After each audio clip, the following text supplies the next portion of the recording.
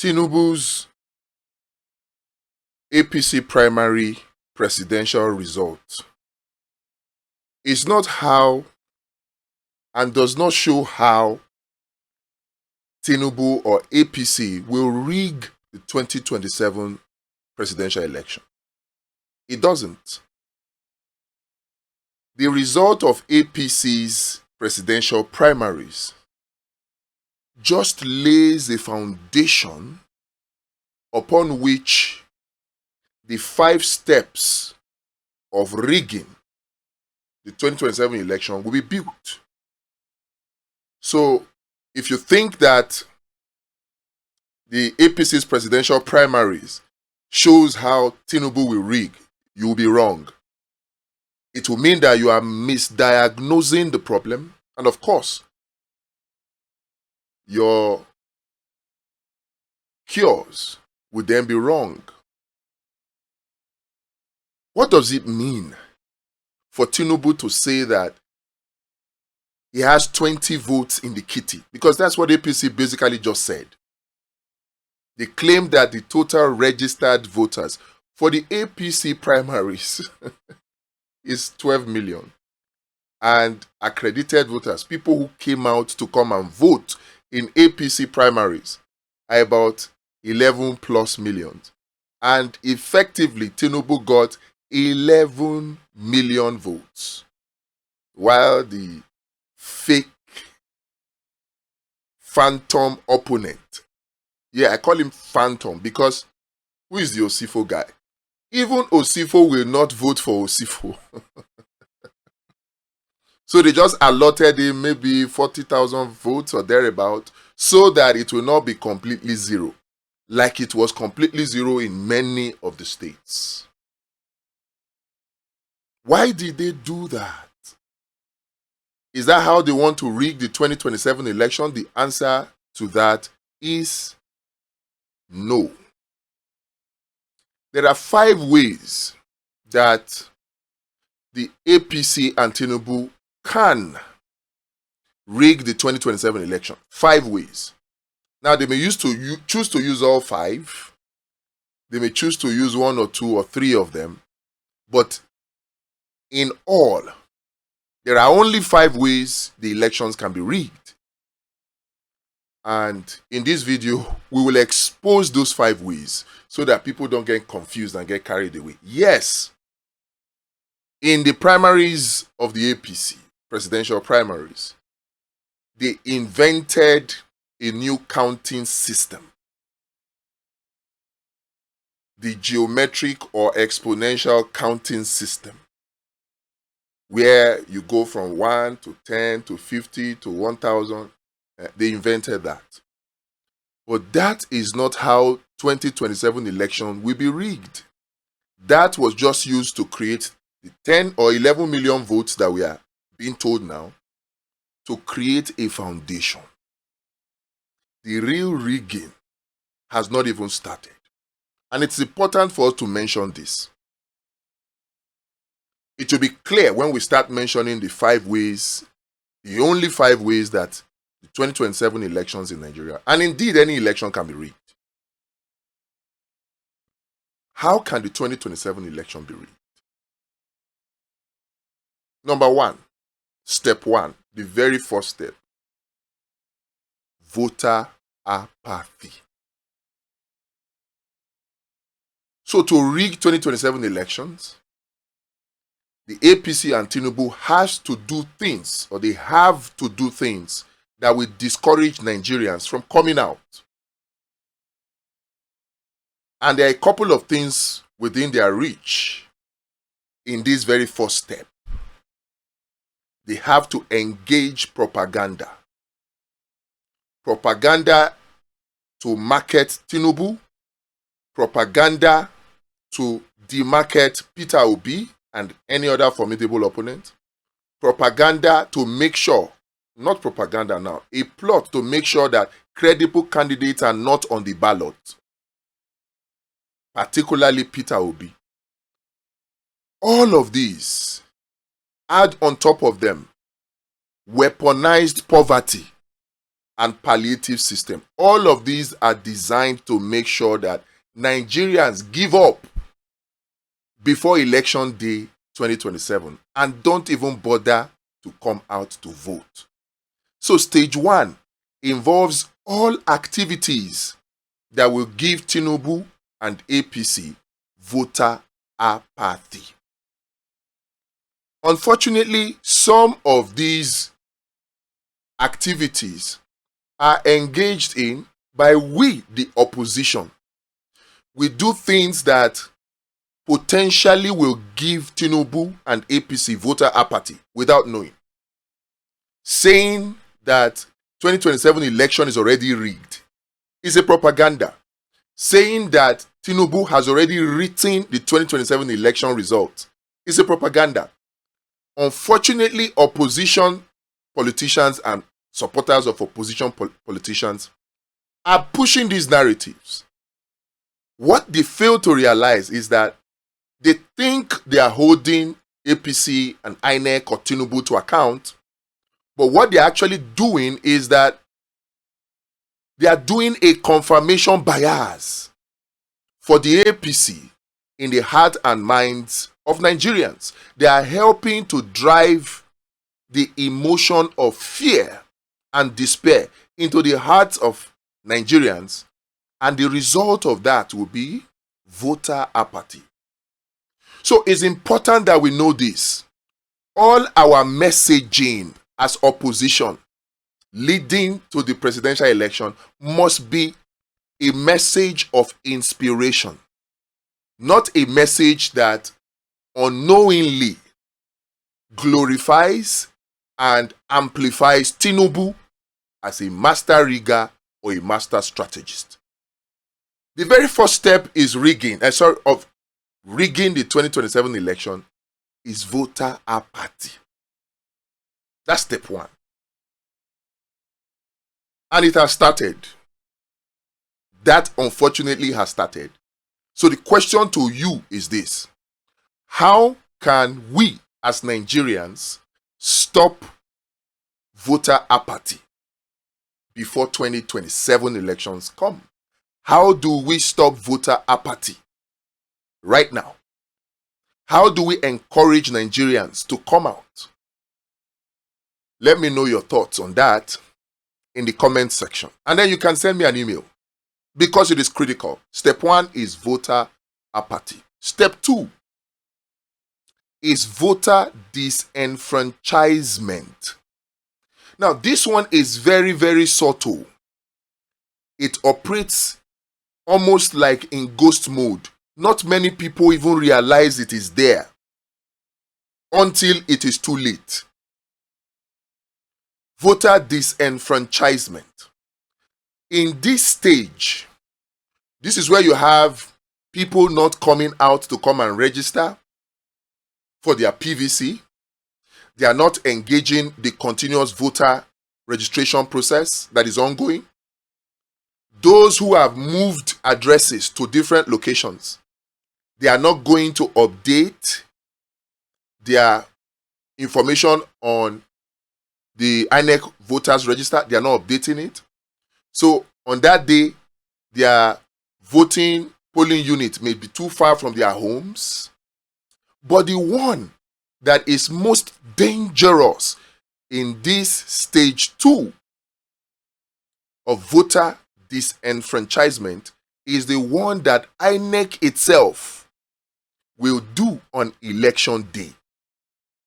And it is dangerous because it will seem, and it may be, that it is coming from INEC, but it's also possible that it is not coming from INEC. It is coming from persons who are posing to be INEC. And what is this one? They will send messages to voters on the morning of elections to tell them that their voting polling units have been changed. And with that information, many voters will simply not bother, because sometimes the new polling unit may be a place they cannot even locate, and a place that is too far from them, and they don't even want to engage the wahala of trying to find out such polling units. And so they will not bother. which will feed into voter apathy that we mentioned in stage 1. And of course, you know that when people don't turn out, then rigging becomes easy.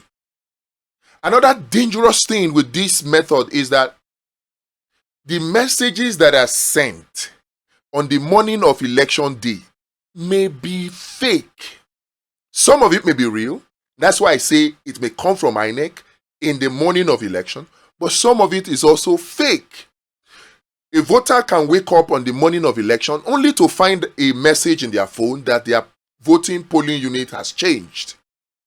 If they believe it, they may just simply not go out to vote. Or if they want to find the new polling unit, they might engage in an endless walking around that will end in futility. They will never find that polling unit. But here is something that is also possible. It is very, very possible, and we saw it in this last FCT local council elections, where voters woke up in the morning of election day. They saw that message that their polling unit has been changed, but it was a lie. Many of them who summoned courage to go out, because a lot of people did not come out, did not find a new polling unit. One of them in my polling unit just decided to come and ask questions about the new polling unit, only to get to the old polling unit and find his name in the voter register.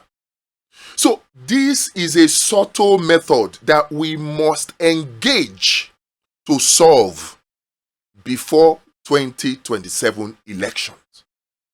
A substantial number of voters are disenfranchised this way.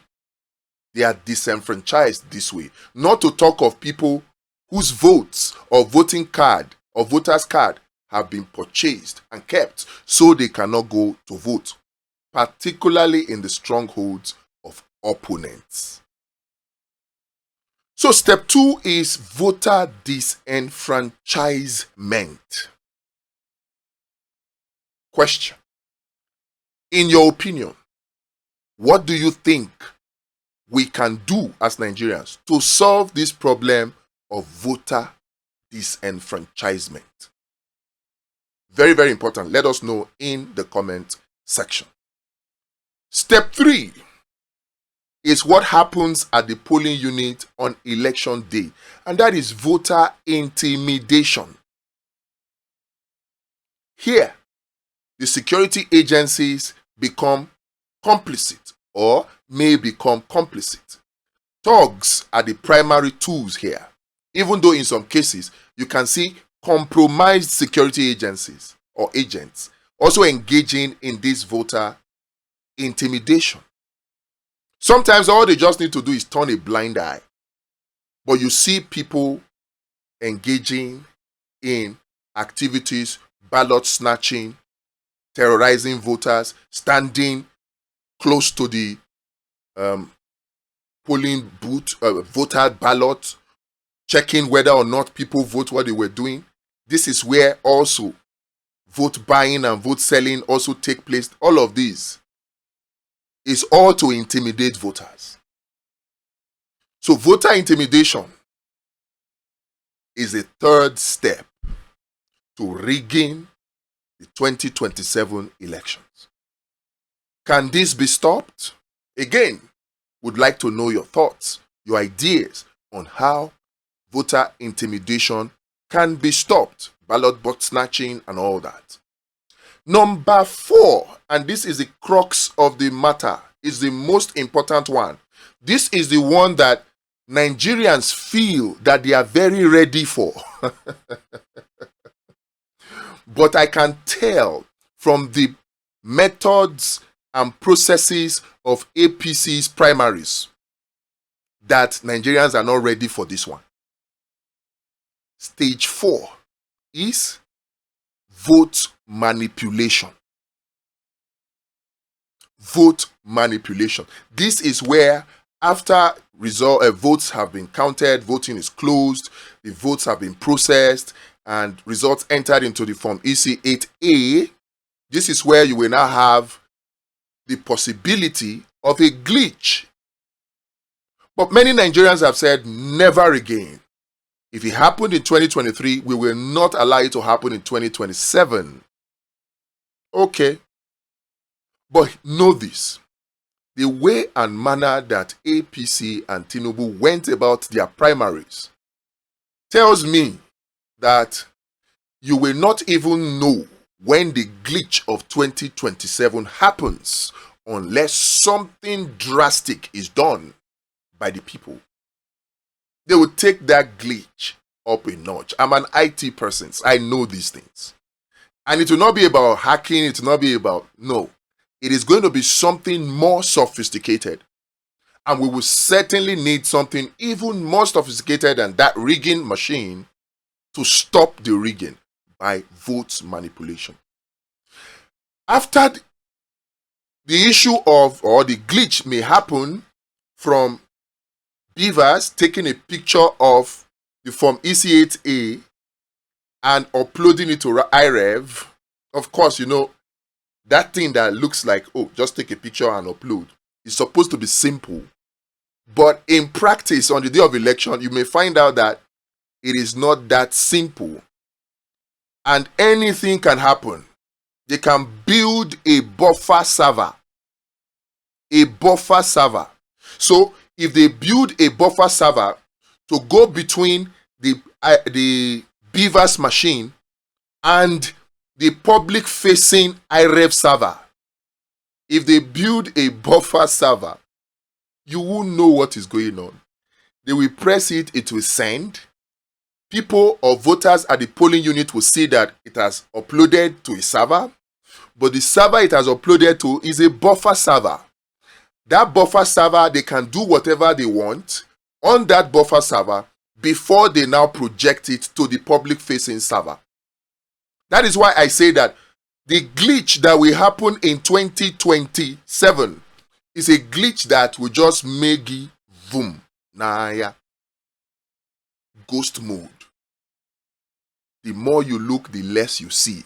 Unless serious, drastic countermeasures are put in place, they will get away with it.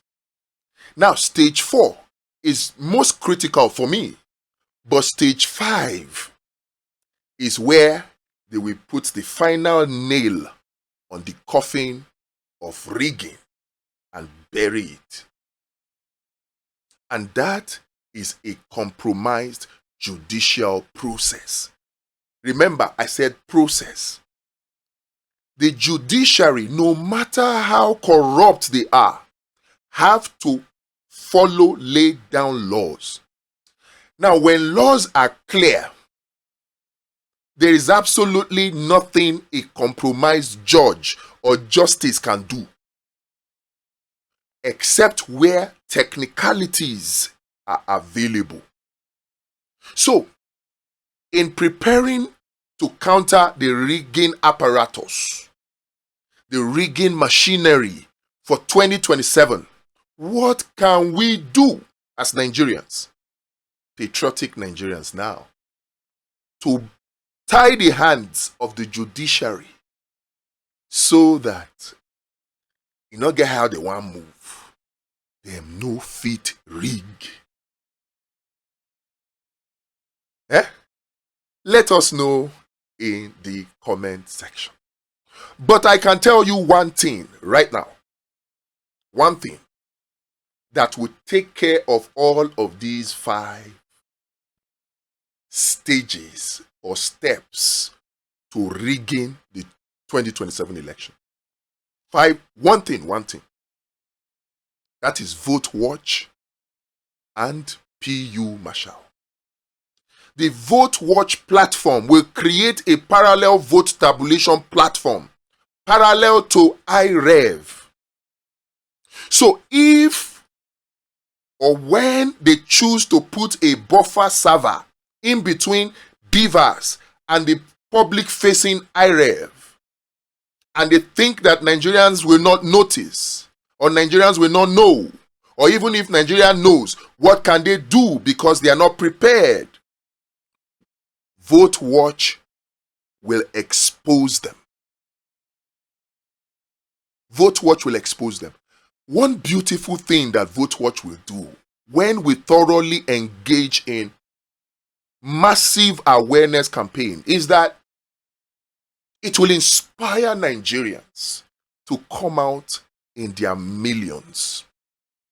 Somebody asked me, said, oh, they will use thugs to disrupt elections in the polling unit. Before I answered that question, I just laughed. And why did I laugh? How many are their thugs? You saw what happened in Lagos.